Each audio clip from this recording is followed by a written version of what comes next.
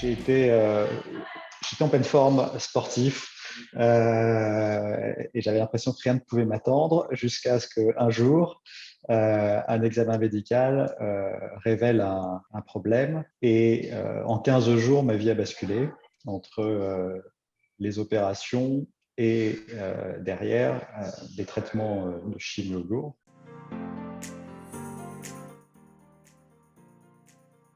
Donc, comme je n'ai pas trouvé ce que je voulais, et puis j'avais un peu de mal à trouver aussi des informations un peu vulgarisées, ben, je me suis dit, ça n'existe pas.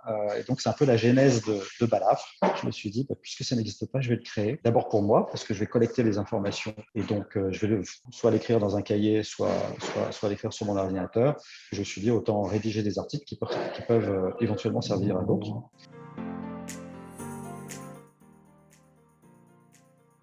Où on donne des conseils typiquement masculins. J'ai essayé d'agréger, de collecter un certain nombre d'informations qui pourraient concerner les hommes atteints d'un cancer. Et c'est plutôt dans un esprit pratico-pratique.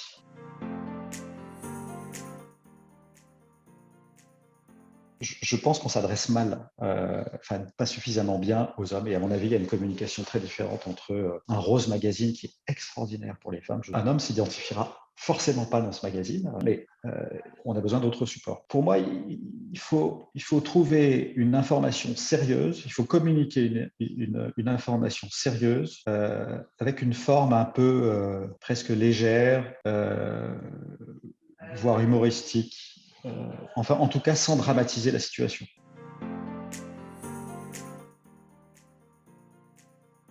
J'ai une petite idée aussi. Ouais, j'ai une petite idée, c'est qu'ils sont sans doute ouverts aux hommes, mais est-ce que réellement on le propose aux hommes? Oui. Est-ce que le personnel soignant a le réflexe de le proposer aux hommes?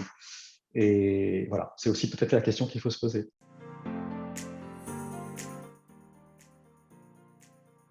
La sexualité fait partie d'un vrai sujet parce que, en plus, c'est pour les hommes en tout cas, ce ne sont pas des sujets faciles à aborder en général, et là particulièrement. Le médecin n'en parle pas, hein, en fait.